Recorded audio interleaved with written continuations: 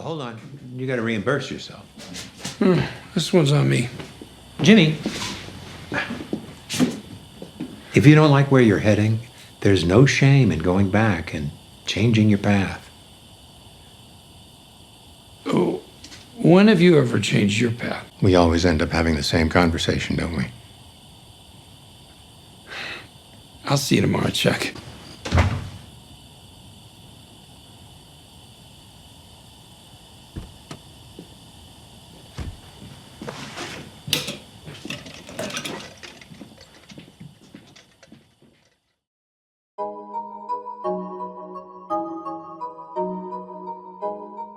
Better Call Saul is one of those shows that keeps me enamored despite being relatively tame with a lot of its conflicts, at least early on. In fact, I have always had the take that the show's first half is a lot better than the second half, which most people don't agree with given how much more action-heavy it gets later on.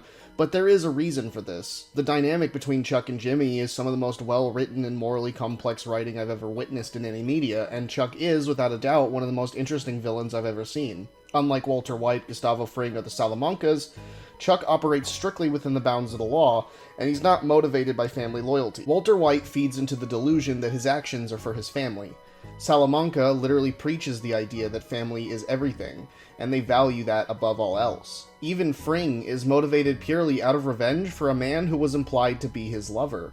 But Chuck is neither a criminal nor motivated by his family. If anything, he's actively fighting against his family. But even despite this distinction, Chuck still falls victim to the exact same thing that got all of them killed: his own pride. It makes the same point that it's always made, that pride is a man's undoing. His entire conflict with Jimmy stems from a deep moral conviction and an even deeper insecurity. Chuck has somehow convinced himself that he's protecting the legal profession from someone he sees as a fraud and a con man who can't change, but at the same time, it's clear that a lot of his motivations are nothing short of a personal vendetta against his brother, motivated entirely by insecurity. It is a culmination of his own bitter resentment, built-up jealousy, and the wounded ego of an older brother who can't stomach the idea that the family screw-up might actually surpass him. That's what makes their dynamic so riveting. In many ways, it could be argued that Chuck's view of Jimmy is a self-fulfilling prophecy. It's so easy to dislike him, and difficult to see where he's coming from, even though he was right about Jimmy all along. We're conditioned to side with Jimmy, to see Chuck as unfair, and that puts us in this strange gray area, making it one of the most complex relationships in the series since Walter and Jesse. In the first episode, Howard and Jimmy have a slight argument about Chuck's paychecks. Howard can't seem to let go of Chuck, fully accommodating his illness and still paying him despite the fact that he hasn't shown up for work in a long time. This scene is important because it illustrates two things. For one, it shows that there seems to be some bad blood between Jimmy and Howard, but for two, it also shows you how much Jimmy cares for his older brother. He wants what is best for him, while Howard only wants Chuck to be happy. When we first see Chuck, there's this awkward rigidity. He has a very strange condition that makes him basically allergic to electricity, and it leaves him both symbolically and literally in the dark. In a nutshell, Chuck spends his days locked away in his home with no power and no electricity. He believes that he is allergic to electromagnetic waves, but in actuality, he just has an insanely bad case of OCD. Like, I am talking a severe case of OCD. Right before Jimmy starts to speak, Chuck presumes he has a problem on his hands. Chuck does not have a high opinion of his brother, and it becomes obvious that he has a tendency to assume the worst of him. Chuck seems to think that Jimmy is up to no good, even after Jimmy does a lot for him and his made-up condition. These two should not have such odd tension. While it's obvious they care for each other, it's just as obvious that there's a disconnect. Chuck's refusal to accept the payout is a good show of his pride and ego, just as an example. For Chuck, taking the money is an admission of defeat which he cannot tolerate. This rigidity both establishes his massive ego and foreshadows the tension that will develop between him and Howard later on. While Howard often takes a socially adept approach to his business and to his friendship with Chuck, Chuck's stubbornness makes him impossible to work with. Let's look at one of the aspects that describe his character best: his weird and bizarre condition. OCD is classified as a mental illness, which entails that the person afflicted with it has to deal with constantly battling unwanted thoughts, at the same time as performing certain actions or involving themselves in mental activities that have become a ritual in the pursuit of lessening the anxiety caused by these thoughts. This is why it fits Chuck the best. He is obsessive. He is compulsive. He wants to control the things that are unchangeable, whether it's other people, his health, even the law firm he owns, making his brilliance and incredibly strong yet undermining quality. To Chuck, the law is sacred. The law is more important than anything else, even his own brother. At least this is what Chuck would like to believe. He puts himself on a pedestal as a means of asserting moral and professional superiority over his brother, but a lot of it is just him playing it up, driven less by self-improvement and more by a desperate need to distinguish himself from Jimmy, who embodies everything that Chuck claims to hate. Jimmy is willing to break the rules to get ahead. This is something Chuck cannot respect, but of course Chuck cannot hide his envy. This creates a strange duality. He both resents and is envious of Jimmy. His obsession with proving his brother wrong creates the circumstances for his downfall. By extension, Jimmy is the total opposite of Chuck. He wants simple things in life. Chuck tells him that money isn't the point, and Jimmy refuses that notion. He believes money to be more important than anything else. With Jimmy, there is a clear hunger for success. He idolizes his brother because he is the epitome of success. He runs his own law firm, and they stand by him so strongly that it doesn't even matter if he shows up to work or not. It's an honor for him to come by, so much so that they remove all electronics and turn off all lights in service of him. Jimmy was a con artist for the longest time, believing those that fell for it to be suckers and unworthy of respect. Yet beneath Jimmy's hunger for money and success lies a complex moral flexibility that Chuck can never understand. Because of the way Chuck views the world, his inability to understand Jimmy's boundary pushing, loophole exploitation, and unusual way of walking through life makes sense. Yet Jimmy's admiration of Chuck is tightly coupled to his need for validation. While he wants success, he also wants to be seen as something more than his bad history. This desire is what creates so much of the friction between him and Chuck. Jimmy's motivation, in an unorthodox sense, is love, because as much as he admires his brother, he also wants to do things on his own. In that same sense, Chuck's motivation is also unorthodox because he actively dislikes and resents his brother, but simultaneously relies on him. At a certain point, when realizing he isn't getting anywhere in the lawyering world, Jimmy sets up a bizarre situation that allows him to go viral. Some guy working on the nearby billboard during his commercial shoot falls down, and Jimmy ends up being the hero to save him. It's all caught on camera, and it helps him actually get the ball rolling as a lawyer, but he actively goes out of his way to hide it from Chuck. As we had established earlier, Chuck places the law above all else, yet one of the first things we learn about him, before it's even revealed that he's actively sabotaging Jimmy, is that his profound disdain and distrust for his brother runs so deep he is willing to bend the very rules he holds sacred just to gain an advantage over him. He basically steals the neighbor's paper because he knows Jimmy hid it from him for good reason. In this moment, Chuck seems almost pathetic, a man trapped by his own arrogance, and even he senses the irony. Despite his intellect and reputation, he is not invincible. It never occurred to me that I could hurt him. He always seemed so strong. But he wasn't. I think he did what he did because of me. The facade of the flawless, rule-abiding lawyer cracks, revealing someone whose insecurities sometimes make him feel as if he's above the system he serves, which also applies to his OCD. He actively ignores his anxiety, but only when it comes to beating his brother. Jimmy's devotion to Chuck is unconditional. He's constantly providing him with food and amenities, expecting absolutely nothing in return, yet he doesn't even hear about his brother getting in trouble with the police, much less him being hospitalized after a panic attack. It takes Howard calling for him to finally learn about it. It's a very subtle but poignant reminder of just how distant Chuck is from the people closest to him even after everything Jimmy's done. He won't treat him as an equal or even as family. It shows that Chuck's disease, while it still feels real, is not what it seems. Chuck's arrogance and obsessive belief in his condition are basically a snake eating its own tail, serving as an endless feedback loop that keeps Chuck trapped in this toxic cycle of thinking. But Jimmy takes it all at face value. In trying to care for his brother, he's actually enabling him, reinforcing the walls Chuck has built around himself. The doctor even predicts his death, literally saying he's probably going to end up burning his house to the ground by mistake. To be committed involuntarily, he has to be a danger to himself or others. And he is. Coleman lanterns indoors, a camp stove. He could burn his house down. In this moment, the camera lingers on Jimmy's hollow reflection cast over his brother, visually capturing the weight of Jimmy's misplaced loyalty and how, despite everything, Chuck still feels as if he's living in his shadow. After this event, Chuck undergoes his own form of exposure therapy. He compares it to taste testing poison in small doses in order to build up an immunity, something that Jimmy doesn't even know about. It's a stark reminder that despite his obvious mental struggles, Chuck is educated, disciplined, and committed to facing his condition head on. It's kind of sad seeing Chuck's determination to improve because we all know how his character arc ends. Chuck is in a rut, and repeatedly swears he'll get out of it, but he never truly does. In many ways, this is also applicable to Jimmy, and his repeated insistence that Slippin' Jimmy is gone. In similar fashion to his brother, he promises he'll do better, but he almost never does. He swears he'll stop conning people, he'll stop breaking the rules. This was just a one-time thing, but every single time, he ends up doing it again and hurting the people around him. In the end, you're going to hurt everyone around you. You can't help it. So stop apologizing and accept it. Embrace it.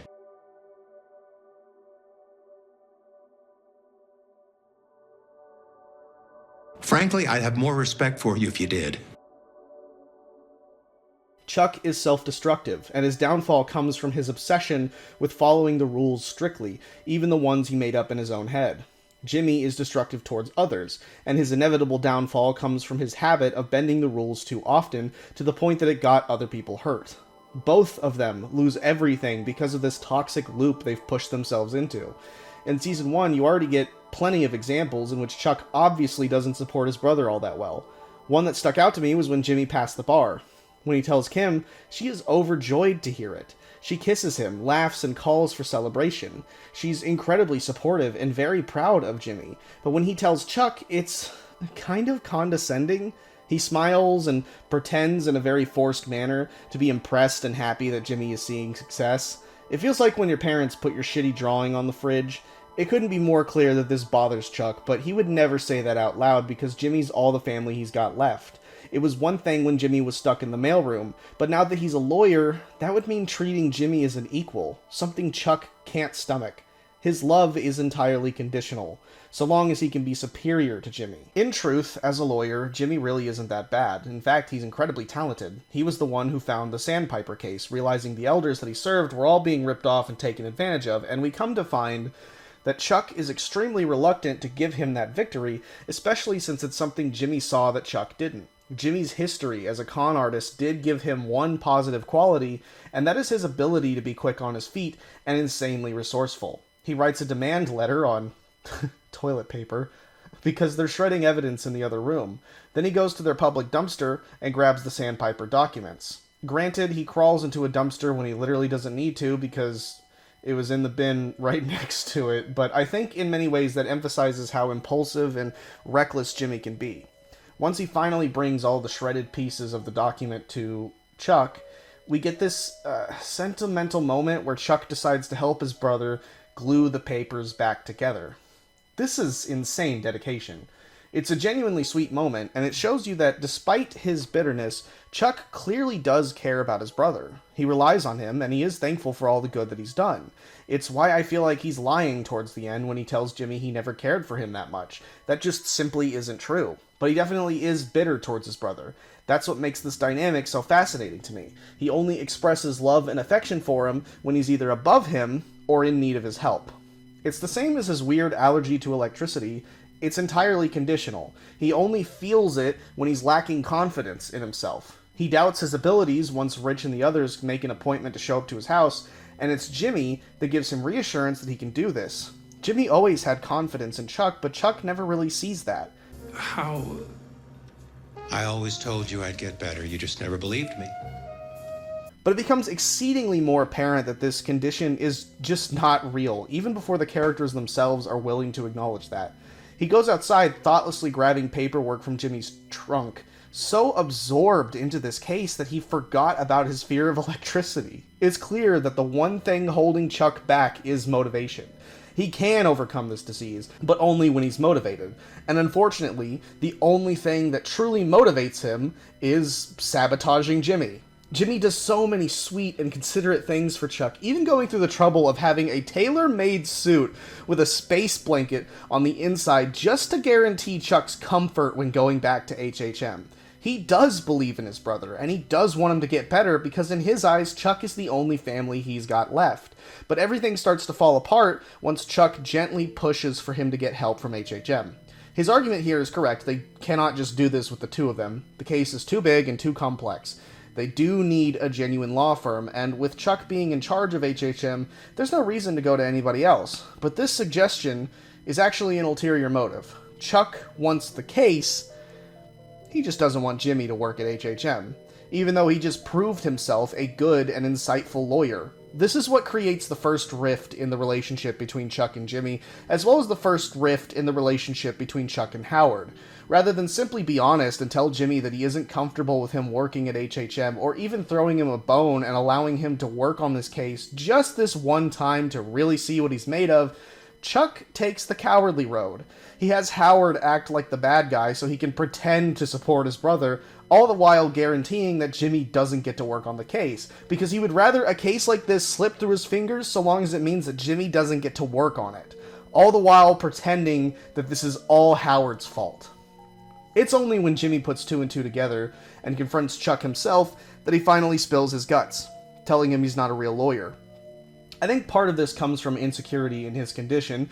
He hasn't done any honest lawyering in a really long time, so to see Jimmy pass the bar in half the time it took Chuck to get to where he was, and now to see him working in law while Chuck has done nothing but rot away in his empty home, it drives him mad. Chuck lost his wife, Jimmy has Kim. Chuck can't work, Jimmy's career is just getting started. I think the real tragedy here is that if Chuck simply let Jimmy work on this damn case, he could have seen firsthand how good of a lawyer Jimmy truly was, and he could have lifted him up, given him pointers, given him guidance on how to do things the right way. But because of his bitterness, he destroys his relationship with Jimmy. It's a bit difficult to tell how much the emergence of Saul Goodman is Chuck's fault and how much of it was inevitably going to happen because of Jimmy's true nature, but I do want to highlight how much Chuck regrets telling him the truth after Jimmy decides he no longer wants to support him. It's like he completely forgot how much he relies on Jimmy's kindness. I mean, it even shocks Howard just how much Jimmy has done for his brother over the years. Jimmy's entire pursuit of legitimacy, his law degree, his reform, his endless acts of loyalty were all attempts to earn Chuck's approval.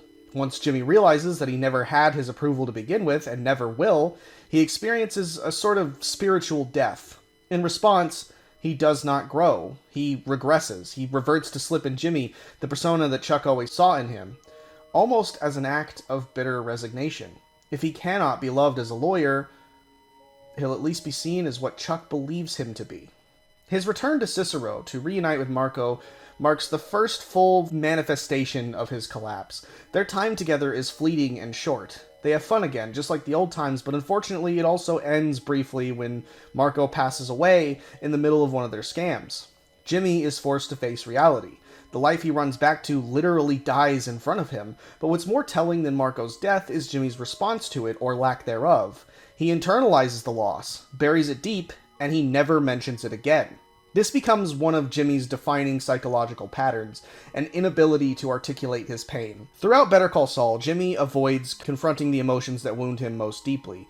Instead of sharing his grief or guilt with those closest to him, whether it's Marco's death, Chuck's suicide, Howard's murder, Kim leaving, or the moral wreckage of his time with Walter White, he represses it until it becomes unbearable. The only moments he expresses honesty are when that repression bursts uncontrollably into confession, often in self-destructive or humiliating ways. We see this culminate in the end of the series when he starts confessing to every crime he committed, even the ones that aren't technically illegal, but this trait is introduced comically yet tellingly in the bingo hall scene, where Jimmy, meant to be entertaining the elderly with a bingo game, collapses into a rambling, grotesque monologue about his ex-wife getting with another man, and his foolish choice to get revenge by defecating in her new husband's sunroof. It's a funny scene, but it also kind of shows something interesting about Jimmy, and that's his spontaneous confession, his pain leaking out in the form of humiliation. He hides his pain until it consumes him, then it comes out impulsively, further adding to his shame. His self-expression becomes a form of self-harm, and his need to unburden himself turns into a sort of punishment. It starts with his embarrassing breakdown in the retirement home, and eventually evolves into a confession in a federal courtroom where Saul Goodman becomes Jimmy McGill once again through one final act of unfiltered honesty. The scale changes, but the impulse is the same, the compulsion to confess after years of emotional suppression.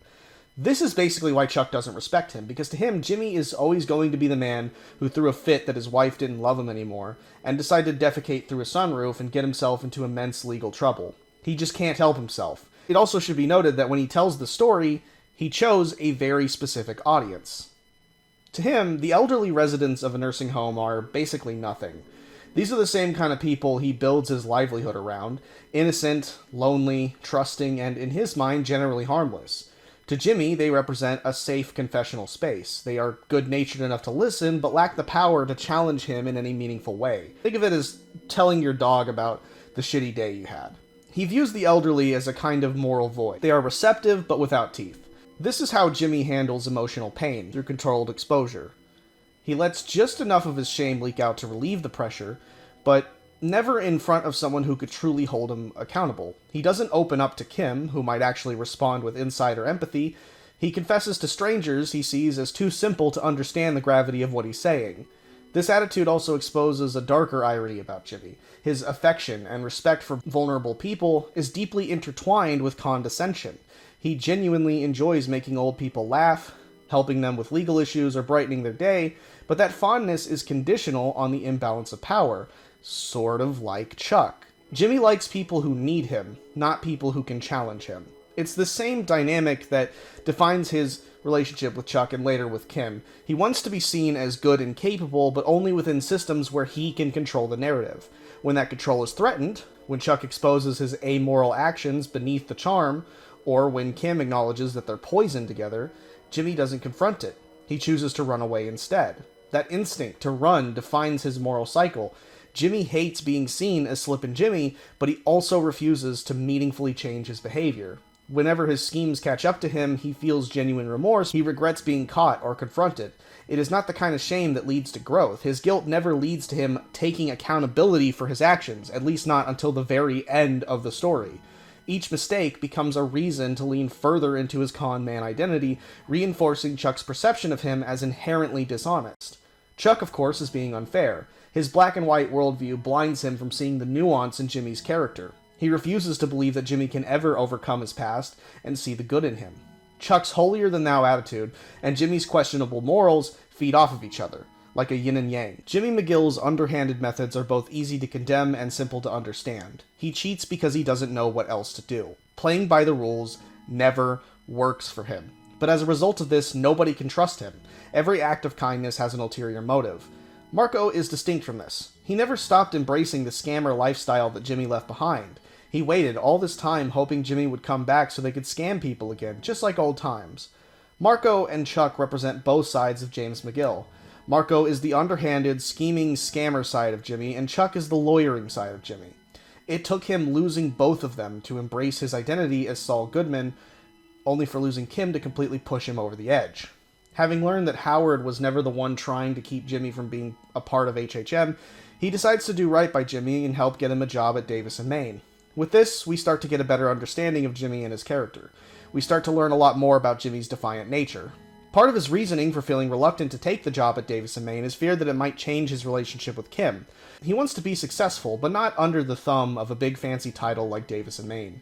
He wanted to work at HHM because he wanted to be alongside Kim and his brother, but when that didn't work out, he slowly realized he was better off as an independent legal mind. Jimmy grapples with doing the right thing at various different points in Season 1. The biggest and most telling conflict is the Kettlemans, a really dumb married couple that stole some money and refused to take accountability for it. Jimmy takes a portion of it to keep quiet, but over time he realizes that this is wrong. He wants that money, but taking a cut and allowing his silence to be bought is exactly the kind of thing that Slippin' Jimmy would have done.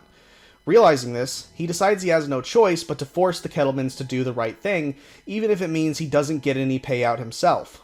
That's why, when he thanks Mike for helping him, he asks him why he didn't take the money. Mike states that he was given a job. He simply did what he was asked, and that's the end of it. But Jimmy feels frustrated. He did the right thing, and nothing good came of it. He's right back at square one, and not a damn thing has changed in his life. This helps us to understand precisely why Jimmy hates following the rules.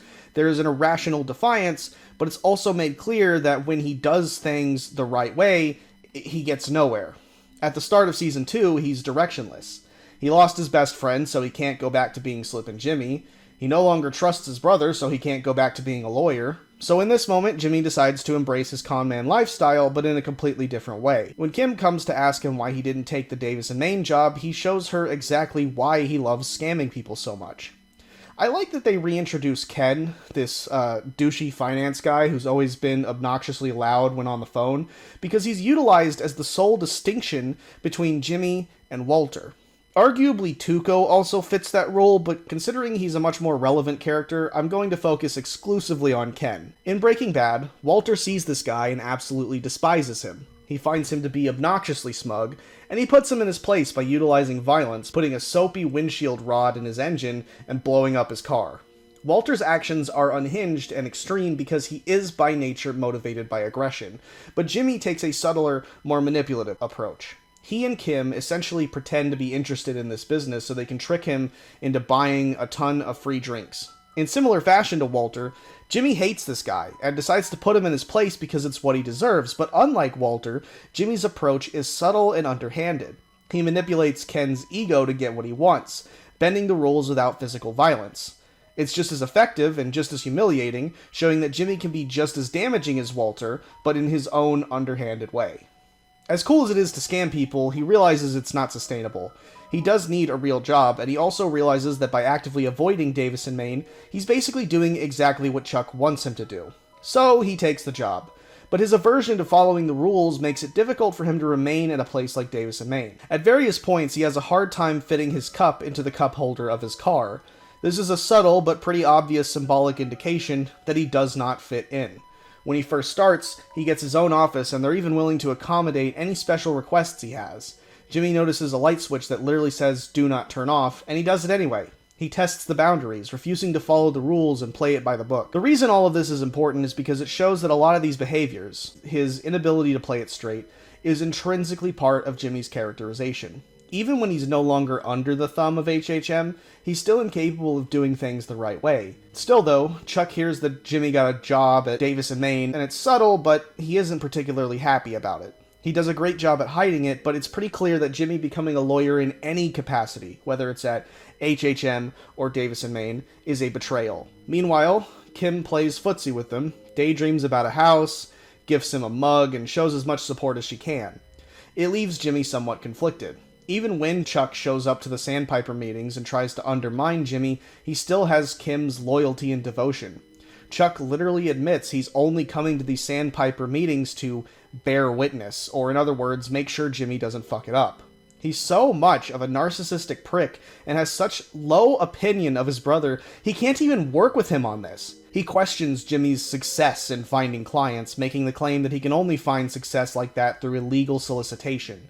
He refuses to believe in his brother in any meaningful way. Granted, Jimmy did find clients through solicitation, but I think Chuck's inability to support him is precisely why. Jimmy tries to prove himself at Davis and Maine, but he has a bit of a difficult time fitting in. Erin Brill is one of the funniest and most annoying characters in the show, and her constantly nitpicking everything he does and telling him to do it a certain way despite being new and inexperienced herself only serves to reinforce his disdain for following the rules. He doesn't like being told what to do, and she is unbearably annoying about it. Seeing that this is going nowhere, he ends up working with Mike again. There's an entire side plot in which this dumb fuck named Daniel starts getting involved with crime, but after Nacho steals his money, he also makes sure to steal his baseball cards, and the moron calls the police thinking they're going to help him find his missing baseball cards, not realizing how suspicious he is to them, and how dumb and risky of a decision this is. So of course, Jimmy has to help him get out of trouble, and he accepts this role, but he does it in the most Jimmy way he possibly can. He fabricates a story about Daniel, that he was trying to hide fetish videos, and then has him accommodate the lie against his will. Kim questions this. She literally warns him that this is not legal. He's fabricating evidence and spreading a lie to get ahead. She gives him an ultimatum, and he simply states that he will not let this sort of thing happen again, but we all know that's a lie. He gets frustrated when he tries to reach out to a station in Colorado Springs and gets zero responses, so he has to find client outreach another way by creating a TV commercial.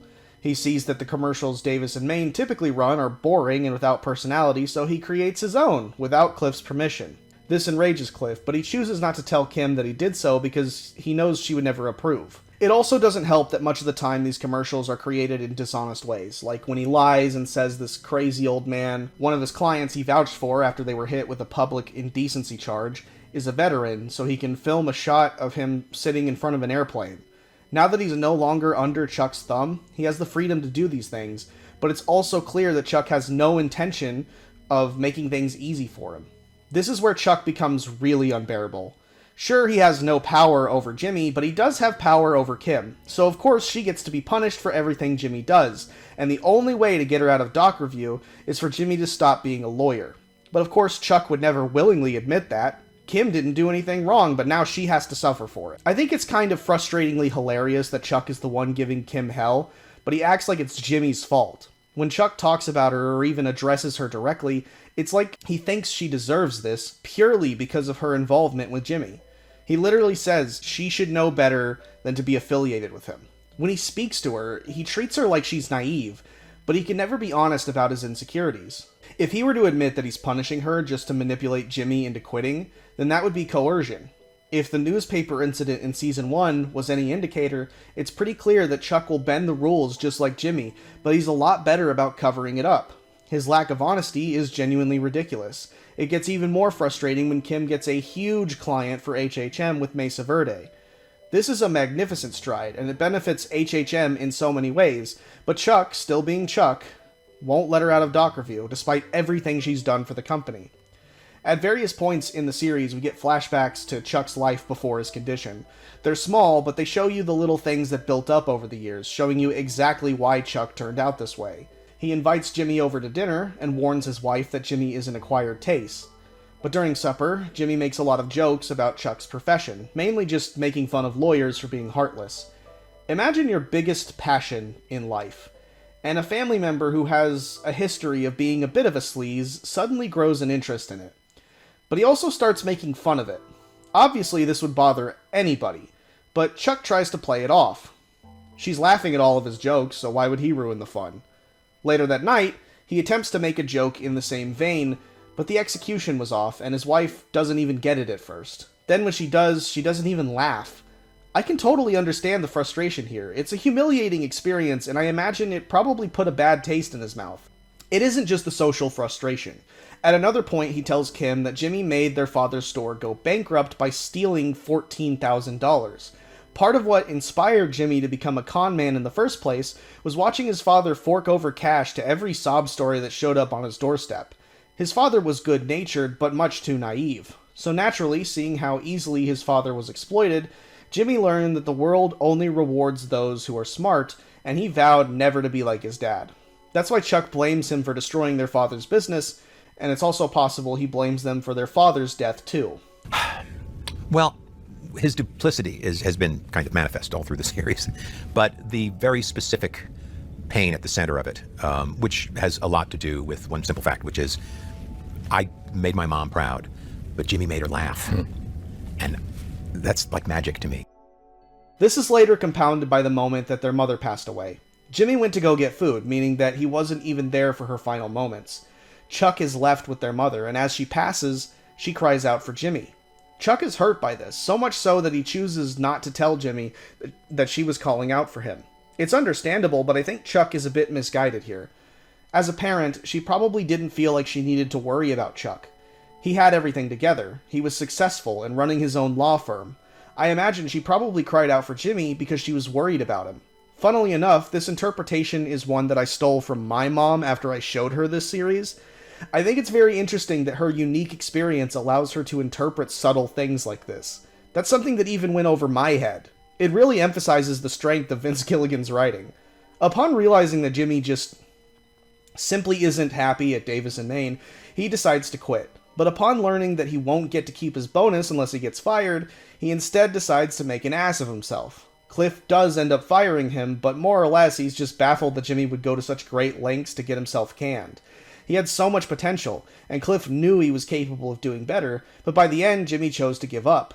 This is where Jimmy decides that he wants to do this lawyering nonsense, but on his own terms. So he decides to pitch a law firm of his own with Kim, calling it Wexler McGill, where the two of them run an independent firm together. Because he wants to be himself.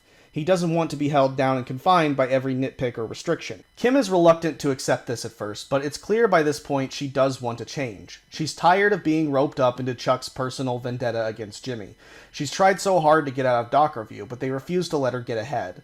All her life she's felt like she's owed it to HHM for paying her tuition, but upon seeing how prideful and arrogant Chuck is up close, she's realized that she deserves better. At a certain point, Rich sees her potential and realizes she is kind of held back by HHM, so he offers her a job at Schweikert and Coakley. But when she decides to take this job offer, she accidentally addresses Rich as Howard. She's so used to being at the beck and call of Howard and Chuck that it's created this awkward sense of loyalty to them. She won't be free of that until she decides to do things her own way, so she finally decides to take Jimmy up on his offer. Now realizing they no longer have Kim or Jimmy under their thumb, Chuck and Howard still have one more trick up their sleeve. Jimmy already has his hands full with elderly clients, but in order to get this business off the ground, Kim needs Mesa Verde in her pocket, so when she and Jimmy try to convince Mesa Verde to stick with her instead, Howard and Chuck use their years of experience and knowledge to convince Mesa Verde to remain here at HHM with the professionals. Realizing she's lost, Kim is ready to give up on this whole Wexler-McGill thing, but Jimmy decides that they won't go down without a fight. So he heads to Chuck's house, steals some of the documents, takes them to a copy shop, and forges a typo. This creates a turning point for the relationship between Jimmy and Chuck. Up until this point, the conflict between brothers has revolved around Chuck's refusal to let Jimmy grow. He could have just left it there after Jimmy and Kim decided to leave, but he couldn't do that. Time and time again, he has repeatedly gotten in their way and sabotaged every attempt to grow their career together. So, this is officially where Jimmy declares war on Chuck. He forges his documents, going in depth to try and delegitimize Chuck's credibility. Because Chuck puts himself on such a pedestal, maybe it's time to knock him down a peg. Show the world that he isn't as perfect as he might think he is. As you can guess, this leads to Chuck humiliating himself. Mesa Verde sees the typo and questions Chuck's credibility, but what's even more satisfying about this is that he can't just own up to a potential mistake he might have made. Rather than handle it professionally, he gets angry at Mesa Verde and makes an ass out of himself. Kim sees this and knows what Jimmy did. She knows he purposefully messed with Chuck's documents, and she's far from happy about it. Even though he did it for her, it's yet another example of Jimmy bending the rules just to get ahead. No matter the reason, no matter how noble, he promised her he would stop, and yet here we are again. But despite her reservations, she does end up siding with Jimmy, and suggests that he better cover his tracks. Realizing what she means, he decides to go pay off the guy who works at the copy shop to keep him quiet, but he's also too late. The man already told Chuck he was there, and now Chuck is trying to get a second witness. Jimmy arrives at the copy shop and pays him off regardless, leading to a stressful confrontation in which the man at the copy shop pulls back on his story. This was the only lead Chuck had, and now it's squandered, and once again, rather than accept defeat, he has a meltdown at the copy shop and embarrasses himself. Between a mixture of rage from feeling gaslit and overstimulation from the electricity in the copy shop, Chuck passes out from exhaustion and hits his head on the counter. As Jimmy watches from outside, we come to realize that even despite everything Chuck's done, he still can't help but care for his brother. He realizes he needs to intervene. He needs to step in and call an ambulance. But if he does that, then it will only serve to reaffirm Chuck's theory, that he came to this copy shop and forged a typo to ruin Chuck's credibility. Even so, his love for his brother takes higher priority than beating him, so he intervenes and does his best to make sure that Chuck gets the care he needs. In truth, it isn't just Jimmy that worries about how obsessed Chuck is with getting the upper hand against him. After Jimmy cuts ties with him, Ernesto is the one stepping up to the plate to take care of Chuck's needs for a little extra pay. He gets to see Chuck's condition up close and personal, but Chuck does not care at all about what Jimmy did for him. He isn't thankful that Jimmy called an ambulance, only resentful because it further proves that Jimmy did sabotage him. He becomes so obsessed with proving it, he pretends to exaggerate his condition, pretends to get worse so he can manipulate Jimmy's empathy and take advantage of it just to tear him down. It becomes harder and harder to empathize with Chuck, pretending to be more depressed so you can get your way, weaponizing the empathy of other people. I mean, that's genuinely shitty behavior, no matter how you slice it.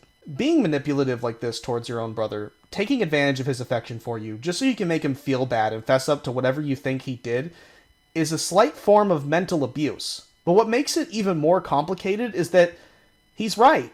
Jimmy did swap those numbers, but it seems like everyone in the narrative, from Kim to Ernesto, even eventually Howard, all agree that while Jimmy might have done it, Chuck's reaction is extreme and a bit concerning. Now that he's got the confession, he intends to hold on to it, but he needs a way to make sure that Jimmy will find out. So he manipulates the situation so that Ernesto accidentally hears the message. He makes it look like a mistake, but it's pretty clear in retrospect that he intended to use Ernesto as a pawn, and he did this to test his allegiance.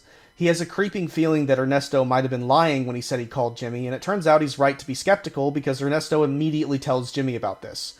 Chuck has this black and white, with me or against me mentality, so naturally upon finding out that Ernesto ratted this out to Jimmy, he fires him. I think what's telling about Chuck here is that he doesn't anticipate Jimmy's response at all, and it shows that his speech about how he knows Jimmy and that people don't change is completely false. He expects Jimmy to do some underhanded trickery, maybe break in and steal the tape while he's asleep or something, which is why he has an agent staying there to capture the exact moment Jimmy arrives. But Jimmy doesn't respond with underhanded trickery. In this moment, he is genuinely angry. He feels betrayed and enraged at his brother's actions, so much so that he does break in during broad daylight and shoves his brother in rage, even going so far as to break the tape.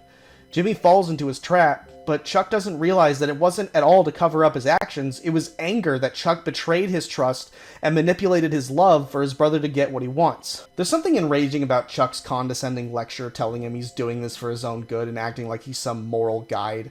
He's standing outside, surrounded by electricity, and yet that is the farthest thing from his mind right now. The only time he feels safe, the only time he feels in control of both himself and his disease is when he's superior to Jimmy. Here's what's going to happen. One day you're going to get sick. Again, one of your employees is going to find you curled up in that space blanket, take you to the hospital, hook you up to those machines that beep and whir and hurt. And this time it'll be too much, and you will die there, alone.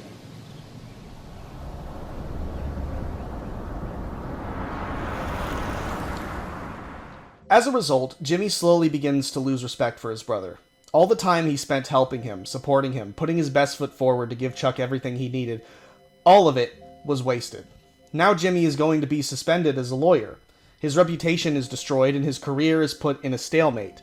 So naturally, Jimmy retaliates, weaponizing Chuck's biggest weakness. For years, Jimmy believed that Chuck's disease was real. He did whatever he could to accommodate it. But now he's finally taking the liberty of acknowledging the truth that nobody wants to admit. That this disease is not real. It was all in Chuck's head. Chicanery is widely considered the best episode in the series, and for damn good reason. It is the culmination of all the tension between Chuck and Jimmy finally reaching its climax. Jimmy pays Huel to plant a battery in Chuck's breast pocket, resulting in one of the most legendary crash outs ever put to screen. For nearly 2 whole hours, Chuck had a battery in his pocket, and he felt nothing the entire time. His disease, or more accurately his mental illness, is put on a humiliating display for everyone to see, even his ex-wife. From Chuck's insecurity and narcissism, to his blatant mental illness that shows just how deeply unwell he is, but also his true feelings about Jimmy, that he never respected him, and that he's been jealous of him ever since they were kids. I like to think of this underhanded scheme as a way of Jimmy finally confirming what he feared was true all along. It was never about winning the court case, because he was going to lose no matter what. In some ways, I'm sure Jimmy had hoped it wouldn't turn out this way, but Chuck's ego and pride consume him so deeply that he carelessly confesses the truth that he's tried very poorly to cover up this entire time. Even so, it isn't over for Chuck. Yes, he humiliated himself, but Howard still shows his unwavering support. He tells him that this isn't over, that HHM is still going strong, and Jimmy is going to get suspended. One setback in the face of a larger issue. Chuck even starts to seek therapy. Real, actual therapy. He begins to recover. Yes, he feels some anxiety during trips to the grocery store, but his life starts to shift into something more positive. Or so it seems. This is the first part of the series where Jimmy stops being a hero. Up until now, we sympathized with and supported everything he did because even though it went against the rules, it was understandable. Remember when I said that Jimmy doesn't respect the elderly, almost viewing them as beneath him? This is reiterated again when he decides to try and scam his way into settling Sandpiper sooner so that he can get his money. He starts manipulating this old lady by having all of her friends turn against her so the guilt would motivate her to try and talk to HHM and get the Sandpiper settlement much sooner. And that is genuinely cruel. When you're at that age, your friends are all you have left. Your children and your children's children are all grown up, chasing their own lives. You're pretty much at the end of yours, and to rip away an old lady's best friends all over personal greed is truly insidious. Granted, Jimmy does reverse this by exposing himself and his selfish intentions, But this marks the first truly immoral act as Saul Goodman. It's the first time in the series where Jimmy's actions are truly selfish, and I believe they're a result of his bitterness, his anger towards Chuck. This is also supported by his choice to inform the insurance company of Chuck's mental illness, causing them to forego all coverage of Chuck's law degree. Jimmy is done following the rules, and more importantly, he's done with Chuck. He wants to take away his law degree? Fine, two can play that game. As a result of this, Howard decides it might finally be time for Chuck to retire. Up until now, Howard has been nothing but faithful to Chuck, arguably to a fault. He's done everything Chuck has told him to do, put right in the middle of this conflict with Jimmy time and time again, but now not even he can turn a blind eye to it anymore. Chuck is not, and has not been well for a really long time. They've just been running away from the truth, and he should have retired years ago. But when Howard makes this suggestion, politely, gently, and with full support, Chuck responds in the most Chuck way he possibly can. He threatens to sue the firm, forcing Howard's hand. It was one thing when Chuck chose to betray Jimmy because we knew he was rotten, but to betray the man who fought by his side this entire time is a completely new low for Chuck. It's understandable for him to be pissed off that Howard would suggest retiring right when he's about to get better, but instead of trying to negotiate or come to a common agreement, he instead chooses to make Howard his enemy, which not only guarantees that Howard can no longer trust him, but also puts him in a compromising position. Yes, Chuck has finally overcome his disease, at least we are led to believe that to be the case, but now he has nobody left. He lost his ex-wife due to his reticence, he lost his brother due to his envy, he lost Howard due to his pride, but it's entirely his own fault. Jimmy tries to apologize. He comes by, attempting to mend what's left of their relationship. After realizing how awful he was to Irene and the other old ladies at the nursing home, Jimmy reaches out and tries to fix his mistakes. He comes by hoping that maybe things can go back to the way they were, acknowledging that he took things too far. It's a sad moment because you can see that Jimmy is being genuine here. He does feel bad, and he's starting to see the shadow growing behind him, the version of himself Chuck always feared he would become. This is Jimmy's last honest attempt at reconciliation, his attempt to make amends for the mistakes he's made in the hopes that he can fix things before turning into Slippin' Jimmy for good. And yet Chuck crushes that hope, coldly asserting that Jimmy never mattered to him. His words are hollow. He absolutely cared about Jimmy. I mean, we've seen that firsthand. He fought for Jimmy's career. He celebrated his success when he believed it was earned. He admired Jimmy's charisma, his creativity, his ability to connect with people. But in this moment, Chuck is a man desperately clinging to the last piece of dignity he still believes he has. He's pretending to be composed, that his condition is gone, and that he's above the emotional reality of his situation, because beneath that intellectual superiority and moral rigidity, Chuck is terrified. His humiliation at HHM has devastated him. The courtroom spectacle, the relapse, the collapse, the public unraveling, all of it destroyed the one thing he valued above all else, his reputation. So Chuck lashes out. He weaponizes the one thing he knows will cut deepest, Jimmy's love for him. If he can convince himself that Jimmy never meant anything, maybe he can convince himself that he hasn't lost anything at all. But once Jimmy walks out the door, Chuck is left alone with the truth. He lost everything, and now there's nobody left. That's when the illness comes back. His electromagnetic hypersensitivity has always flared up during moments of profound emotional trauma. It began after his divorce from Rebecca, when the perfect life he imagined shattered in front of him.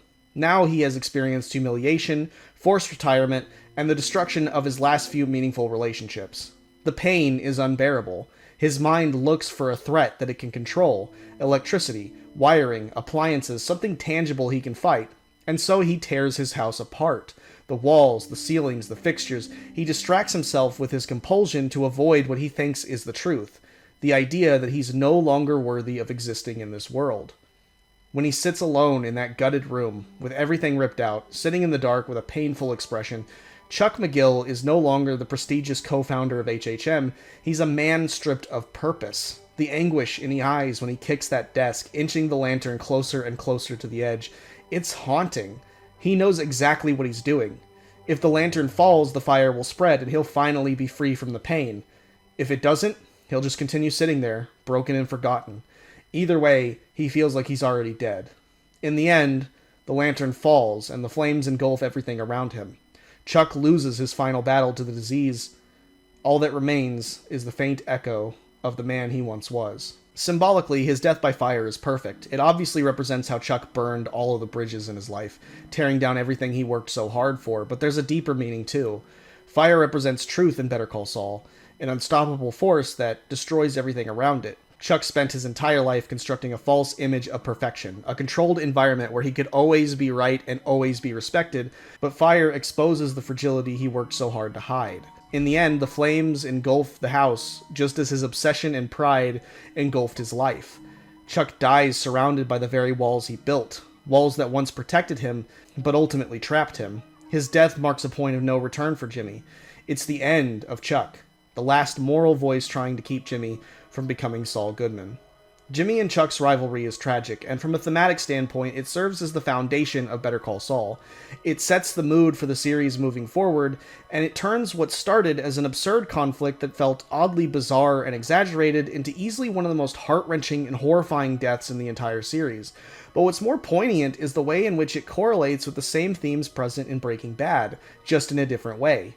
Chuck, like Walter White, is a man whose brilliance curdled into arrogance. His insecurity, hubris, and narcissism destroyed his family. Like Gus Fring, his obsession with perfection and a petty vendetta leads to him dying from his own blindness, so obsessed with settling the score that he becomes consumed by it. And like Hank Schrader, he weaponizes the law, turning the pursuit of justice into a personal crusade that blinds him to compassion, nuance, and his own self-destruction.